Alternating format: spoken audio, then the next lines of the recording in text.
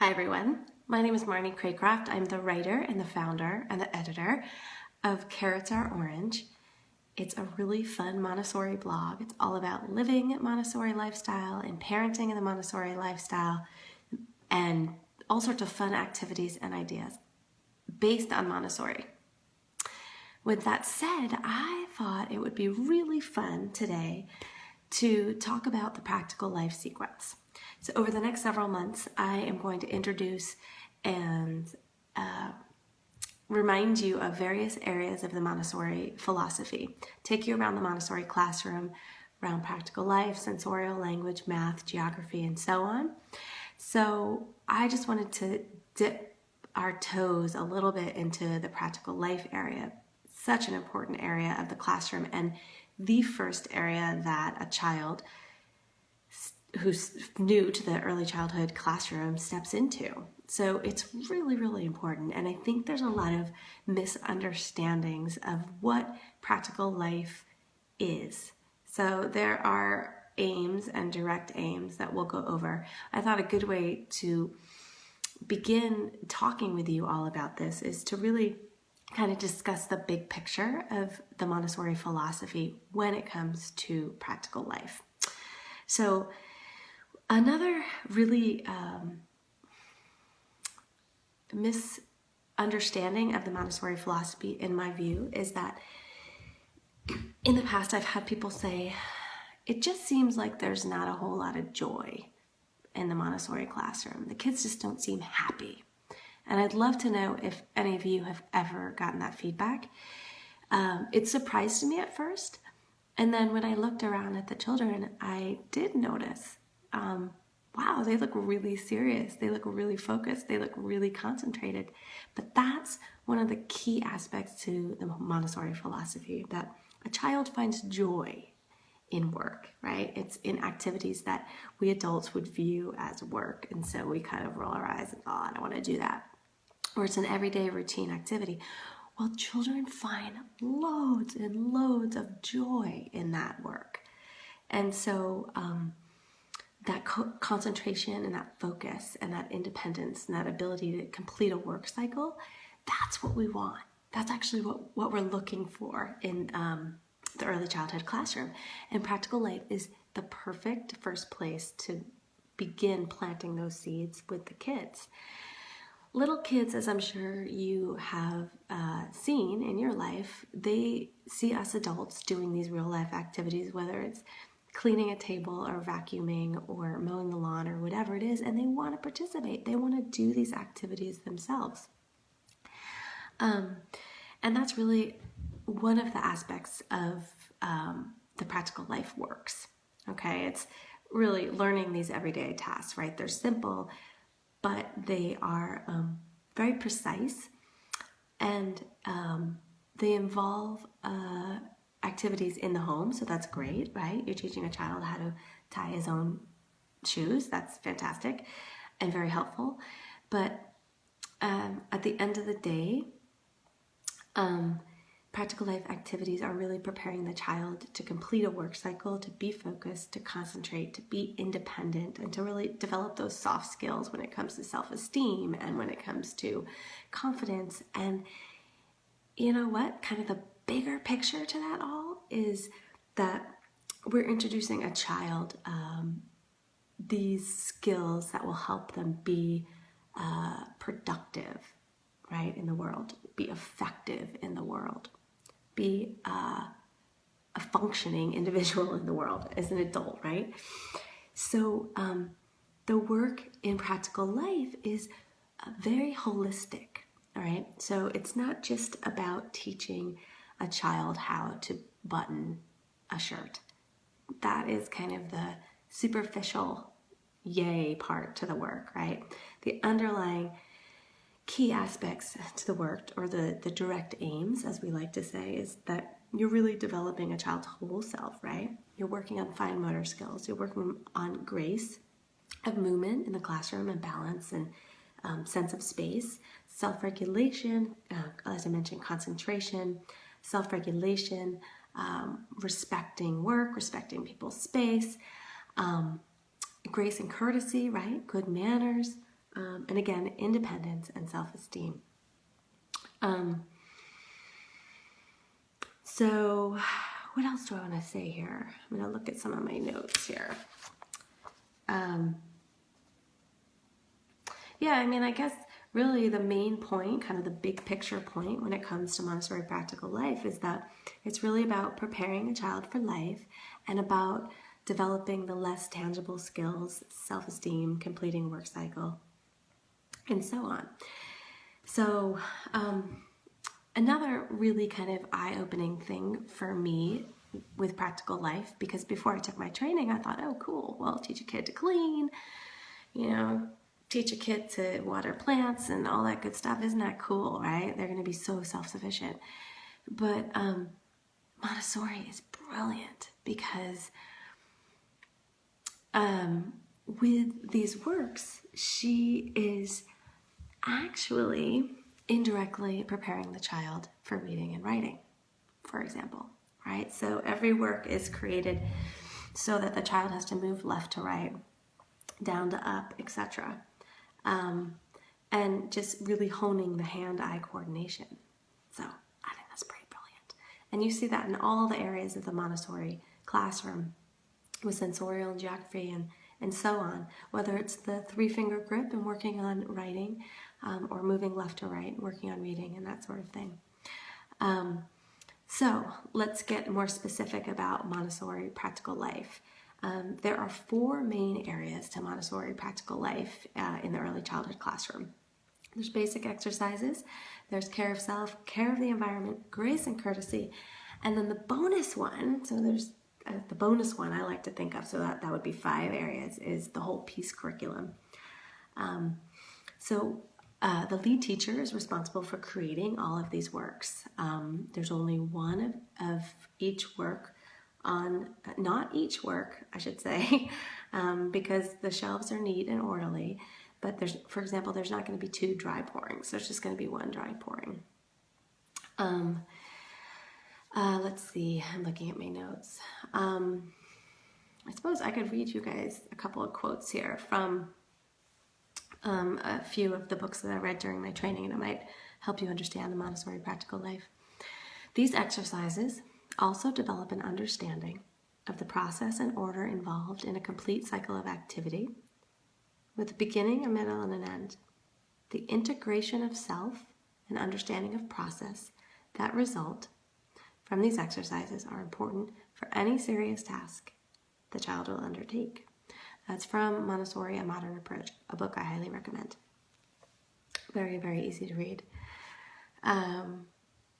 And then another quote is about the aim of the activities. Although the exercises are skill-oriented in the sense that they are involved, washing a table, shining one's shoes, their purpose is not to master these tasks for their own sake. It is rather to aid the inner construction of discipline, organization, independence, and self-esteem through concentration on a precise and completed cycle of activity. And that's also from Montessori, A Modern Approach. There's some criticism of Montessori in the early childhood classroom where some of the works are arguably antiquated, right? So I just mentioned, shining shoes or something like that. And there's also like hand washing with the bowl and pouring the water in and all that. But again, you have to step back and you have to think about the aims of practical life, right? The hand washing is actually my favorite work. It's so beautiful. You guys have got to try it. Step back and do it. It's just amazing. But it's not about shining your shoes. It's about the idea of having a series of steps and being able to plan and prepare and follow those steps and complete those steps to the work. So, and then practical life works contain a built-in control of error too. So if you have a pouring work, right, if you're pouring water, if that water spills, that's direct feedback to the child. That's the control of error. So next time the child does that, and that's fine. You've got a sponge on the tray and you soak it up, no big deal.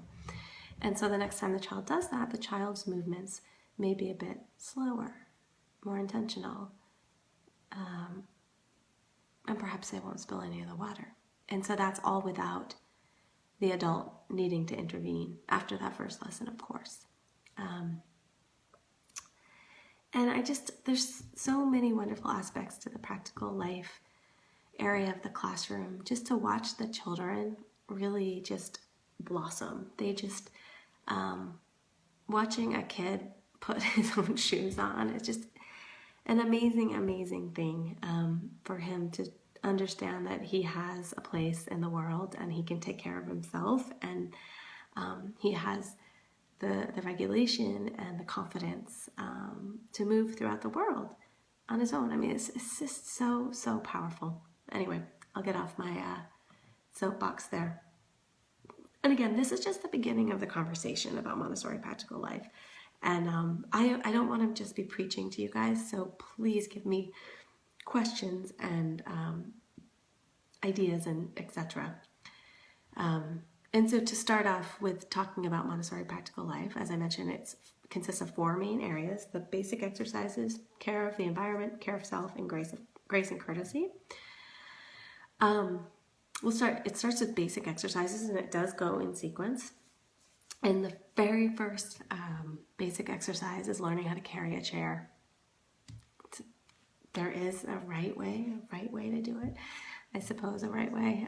There's obviously some wiggle room there, but the idea is a child is aware of his body and his surroundings, and isn't kind of, pulling the chair up over his head and, swinging it around, that sort of thing. And that's kind of about grace and courtesy too. And obviously in a classroom, there's going to be moving furniture, so that's going to be something that the child is going to be doing. The next is walking around a rug. And again, every work in a Montessori classroom is done, well, not every work, but often there's a work mat. And you're not supposed to step on the work mat, and you're not supposed to knock over the materials and so on, right? That's a matter of respect for the person doing the work and for the material. So those are kind of like the basic introduction to the Montessori classroom for the kids. The very first work on the shelf is transfer of dry goods. And by the way, I have links to all these lessons on my blog, so I highly recommend you going and checking that out. But this is very, very simple. And the thing is, the early childhood classroom starts at 2.5, but in a lot of schools it's actually 3. But this is just simple hand transfer. So dry goods that you can think of. Well, so I'll give you a view. And so this is what I want to do with you guys going forward on these lives. I want to actually give the lesson so you see it in effect, okay? So I just don't want to be a talking head here to you guys. I want to actually show you the lesson rather than just shout at you. So you have a tray, and you have 2 identical bowls. I want to you know what? Next time I'll actually have my practical life goods with me, so I'll show you. You have a tray, you have 2 identical bowls, and you have a dry good in the left bowl, filled halfway or whatever. So examples can be like little stones, it can be pasta, beans, buttons, pom-poms, corn kernels, seeds. I mean, just get creative. That's what's so awesome about practical life, is that there's all these variations, and you got to think, is it culturally appropriate? Is a kid going to be able to relate to it, and that sort of thing? But there's so many possibilities, and quite simply, it's a hand transfer. And again, the lesson is on my blog here. So the next one is, and again, these move in sequence. Transfer of dry goods, and we move to introduction to sponging. Let's see here. I just got a 404 message on my blog, and that is not good. Okay, sponging. Sorry, I have to search for it. Okay. I really like sponging, and you know why I think I like it? Because it's cool. It's like pre-science, and the kids, what kid doesn't love a sponge? It's like the coolest thing in the world. They love watching the water absorb. They love squeezing it, etc. So again, it's one of the first basic lessons. And this is where a child begins to develop or is introduced like to the visual discrimination. Oops. And of course, working the fine motor skills, right? They're squeezing that sponge. So you've got a tray. You've got, again, 2 identical bowls. You've got a sponge. And you pick up the sponge and you soak the water as much as you can. Lift it, squeeze. And you repeat until that bowl is empty. And then you go back. So, let's see. So we have carrying a chair. So for those of you who are just joining, I'm Marnie. I am the founder, writer of Carrot to Orange. It's a Montessori living and learning blog. And I'm on these Facebook Lives, I'm going to take you through the Montessori classroom.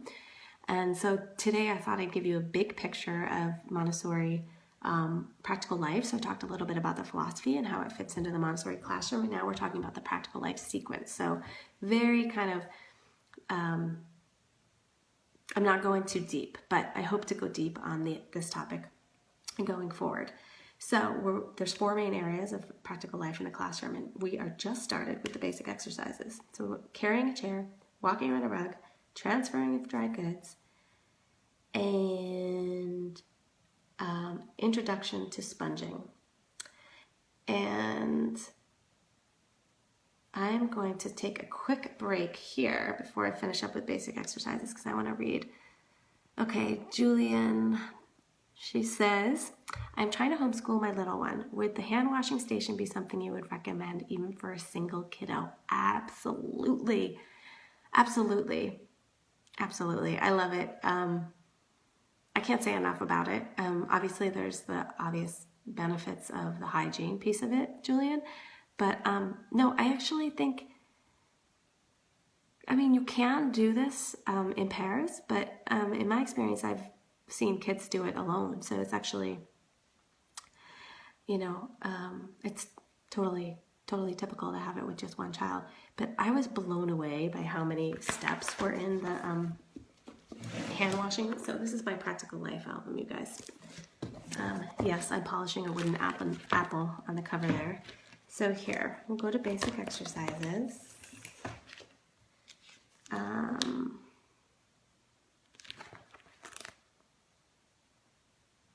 And see, I just mentioned 2 of the basic procedures at the top, carrying a chair and walking on a rug, but there is a lot of others here. So I'll have to point you guys to that, like folding a mat and that sort of thing.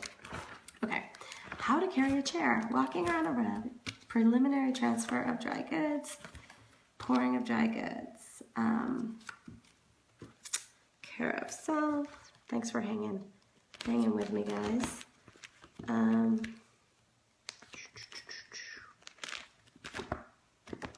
Why can I not find hand washing? Anyway, my point with wanting to show you, here's hand washing. I was blown away by how many, you don't even want to know. Can anyone guess how many steps are involved in the hand washing work in my Montessori album? Anyone? Just throw out a number there. It's pretty wild. 36 steps. That's going from inviting the child to do the hand washing all the way to ask the child if he would like a turn. How crazy is that? And I do have this on my blog.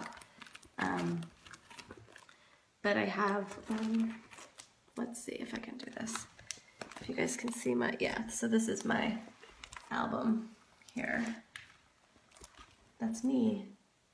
You see, I'm hand washing. It's just, I loved it.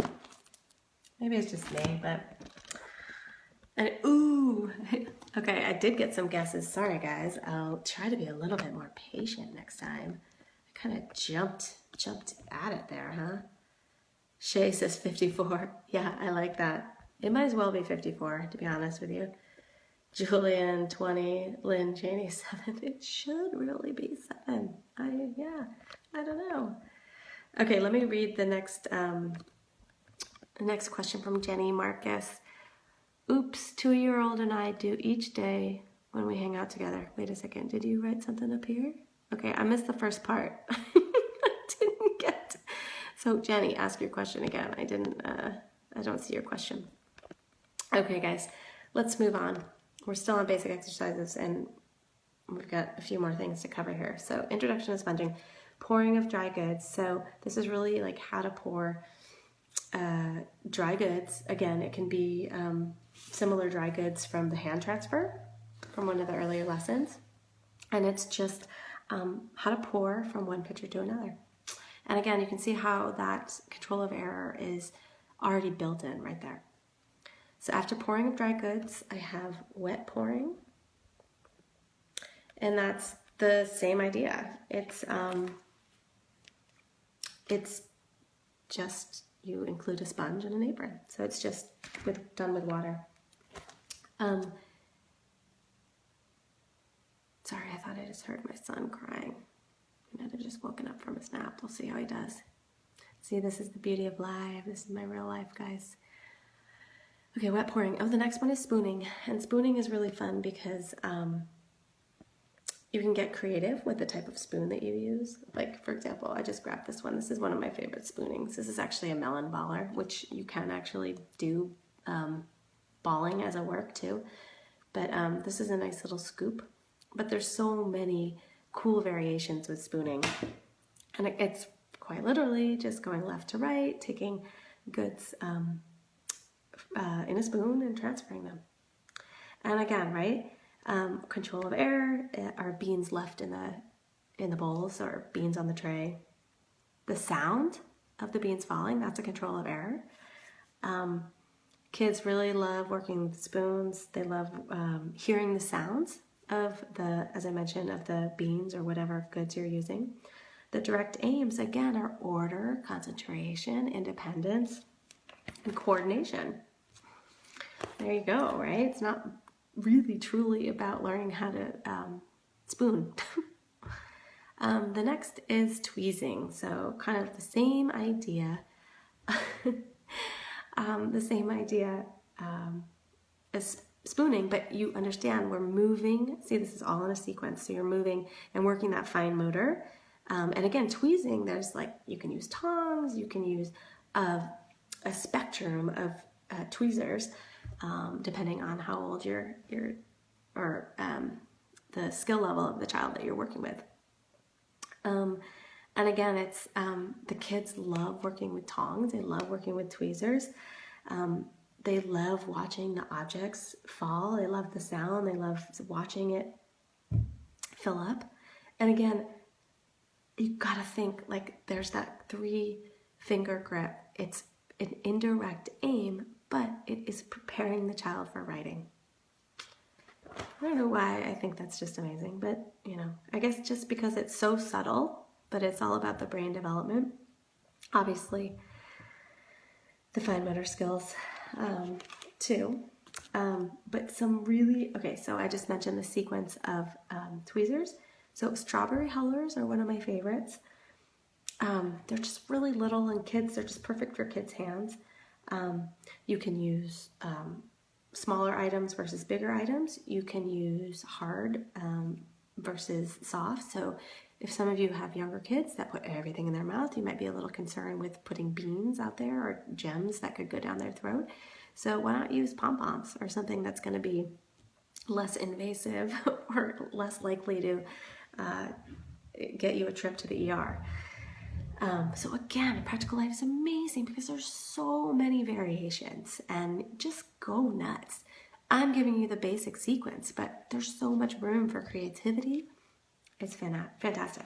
So after tweezing, we have basting. And again, kids love basting. So you got a tray, you've got water in 2 types of containers. It can be bowls, it can be pitchers, whatever, deep. And it's nice to have colored water too. And you have a sponge, obviously. And then it's a little bit trickier because, and again, this is pre-science, right? So you have to really teach the child how to kind of handle the baster. And then again, the kids just love working with the baster. And kind of a cool indirect aim of this one, obviously, is that it prepares your child to help in the kitchen a little bit, right? Never too early, folks. And then finally, in basic exercises, you have open and closing containers, and I love this one. In fact, I will do another live, and I have got a huge bag upstairs with a bunch of different fun containers. Like, just go crazy. I mean, think about it. Like, you've got Velcro, you've got snaps, you've got buttons, you've got cinch. Yeah, cinch. I don't know if that's the right way to call it, but there's so many different containers. I mean, even like your iPhone box is a cool container, your mints. There's so many things that I've just kind of shoved in my back pocket and put in this big bag for open and closing, and kids love opening and closing exercises. And I've got a couple on my blog too, if you want to take a look. Okay, so that's basic exercises. The next area is care of the environment. And I'm going to kind of run through these quick because I know I've been talking a lot here. Okay, I'm going to stop for a second. Jenny says, sorry, not a question, just a comment. First time looking at Montessori. Oh, hi, welcome. Welcome to the Montessori world. Sounds similar to what my 2-year-old and I do when we hang out, perhaps with purpose. Yes, I have a 2-year-old too. I can see that big time. But here's the thing. You step back and you understand the environment a little bit. You can prepare it. You can observe your kid. You can see what he needs, where you might need to step in and guide him a bit, and the vocabulary you can introduce and all of that. So it's awesome. But see, so Jenny, what you're talking about is that sensitive period. Like our 2-year-olds right now, they are in the sensitive period for order, right? Like, does your 2-year-old just like want everything in its place, right? Like, they're trying to figure out the world and their environment. They're trying to figure out their place in their world. So, you know, that cup has got to go in the right place on the placemat, Mom, you know? So that you're talking about sensitive periods. So Montessori, if you can learn about Montessori, in the big picture, it gives you a really good sense of child development and brain development. So you know how to act. You know when to lean in. So right now, if your child is into washing the table, lean into that and make it a complete work cycle. Don't just like, you know, throw the rag at him and let him sponge it and let him leave the water dripping everywhere and let him throw the rug on the floor. Make sure that that is a complete cycle. Make sure you're moving left to right. Make sure you're going up to down. And thinking about the indirect and the direct aims. I hope that helps, Jenny.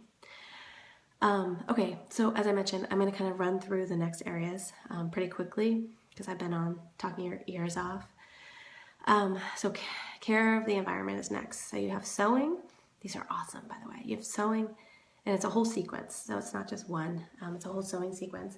Large bead stringing, card sewing, crumbing, dusting, sweeping, mopping, folding, polishing, plant watering. I'm reading these off a list if you're wondering where my eyes are. Plant watering, cloth washing, and table scrubbing. So care of the environment rocks for a lot of obvious reasons. So I gotta be honest, the indirect aims here, they kind of get me, right? Like, I mean, you're teaching your kid how to dust and sweep properly. That's pretty awesome, right? But when it comes down to it, right, the direct aims are order, concentration, focus, confidence, concentration, right? So you got to keep that in mind. But care of environment is pretty cool. It all comes down to respecting the environment. This is where it all begins. Okay, the next area, care of self, putting on a coat. I'm sure you've all seen the Montessori coat flip. It's pretty awesome.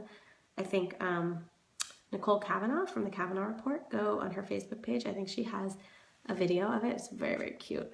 I think her baby's just slightly younger than my youngest son. It's amazing what these kids can do so early in life. And this is where care of self is where, again, it's a bonus, right? Like the child's learning how to do these things on his own. But the dressing frames, the famous Montessori dressing frames, which again, I have all upstairs, so I'll give you guys those lessons on a future live. You have the snapping frame, button frame, zipping, buckling, bow tying, and lacing. So you're kind of covering the gamut there. And again, it's a lot about working those fine motor skills and getting through the work. And it's an added bonus that they learn how to zip up their coat, right? And I will never forget one of my instructors, and she was trying to make the point about us not intervening, right? Like, I'm sure a lot of you are parents watching, and it's just, it's hard, right, to sit there and watch your kid struggle putting on his shoes when you got to get out the door, right? But my instructor's like, hey, a child comes into my classroom, they've got 6 hours to put their shoes on. And she's making a point, but you understand what I'm saying. Allowing the child to do that. If you have the luxury, just let them do it. I know it's so hard, but just let them do it. So we have all the dressing frames, and this is where the hand washing comes in. And then spreading. So this is when it's like food preparation and spreading cheese or jam on a cracker, banana slicing, vegetable washing and chopping, and button sewing. And kids, obviously, they eat up this. I gotta be honest with you, in my experience, kids have not been super into the dressing frames. I don't know if any of you watching have had a similar experience, but my 3 sons, as well as the kids that I've been in the classroom with, just have never really been into the dressing frames. So, for what it's worth. But they love the food preparation. So, and that's really an easy thing to integrate into your home and your classroom. Okay, that's care of self. The next is grace and courtesy. So this is cool too, right? Because it's all about manners, and who doesn't love a kid with good manners, right? So you have greeting and handshake. This is when you do the walking on the line lesson, which is about really balance and body awareness. Offering assistance, serving food, and the silence game. I hope you guys know the silence game. It's awesome. I love it. And I'm not, like I said, I'm not going to go deep into any of these lessons, but I will. And I'm just going to kind of, with these Facebook Lives, I'll just, like next live, I'll go over a specific, I'll actually have the materials, and I'll go over the specific lessons with you. I hope you find that useful. But in the meantime, go to my blog, carrotsorange.com, and let's see. I have a whole, like if you go in the toolbar, it's just Montessori, and you can do lessons and go to practical life. I have a whole section on shelf work too. You can search for practical life sequence, and there are direct links to most of the works on there. I'm in the process of still updating it. And for those of you who are still on, my special little bonus for you guys is I have the silence activity on my blog. It is just carrotsorange.com/silence-game. And within that post, I have created a printable with the silence game mantra that we enjoy. So I thought I would share that with you all. So print it out, and it's an opt-in. So for those of you who are not on my newsletter, it's awesome. Once a week, I hope to give you inspiration, parenting ideas, loads of good activities. I always give you a sale item in my Montessori printable shop, so it's worth it. And I'll also leave the link to the free printable. And another thing I wanted to mention really quick is I'm in the process of creating a whole practical life workbook. So I'll let you guys know when that is available. And that's really to kind of test your knowledge of the various aims and direct aims, and to give you this sequence in a nice little printable, and to really test your understanding of why Montessori practical life is so important, and why it's the first area of the classroom that a young child really focuses on. And as I mentioned, that indirect and direct aims, and also the sequence of lessons in terms of once the child's mastered this lesson, what do they move on to? As well as the silence game mantra. So I will put all the links for you guys in the description of this video, but also just, as I mentioned, just go to my website and search for the silence game, and You'll be able to access the freebie there as well. And then I have something else, another little bonus for you guys that I'll include in the description once this is over, okay? So, oh, hi Heather. My friend Heather just joined. We actually did our Montessori training together. I hope your new puppy's doing well. You must be busy. Okay guys, I have been talking way too much. Thank you guys so much for joining me, and I will include links to all of this stuff in the description, and I will be in touch soon, and we can go a little bit deeper, or a lot deeper I should say, with these areas of the practical life area of the classroom, and discuss specifically the lessons and the direct aims and the control of error and all that good stuff. So with that, have a wonderful weekend. It's Memorial Day weekend here in the States. So we all have tomorrow off. Yay! I hope you're gonna have a beautiful day. Oh, okay, I wanna say hi to a few people here. Hi, Jacqueline. Hi, Jacqueline. Jacqueline, where are you?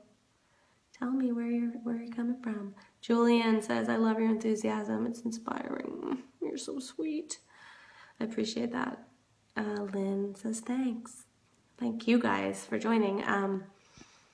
And I will be in touch soon. I'm planning on doing another Practical Life live this week, probably Tuesday or Thursday. We'll see how it goes. And that's when I'll introduce the workbook to you guys. So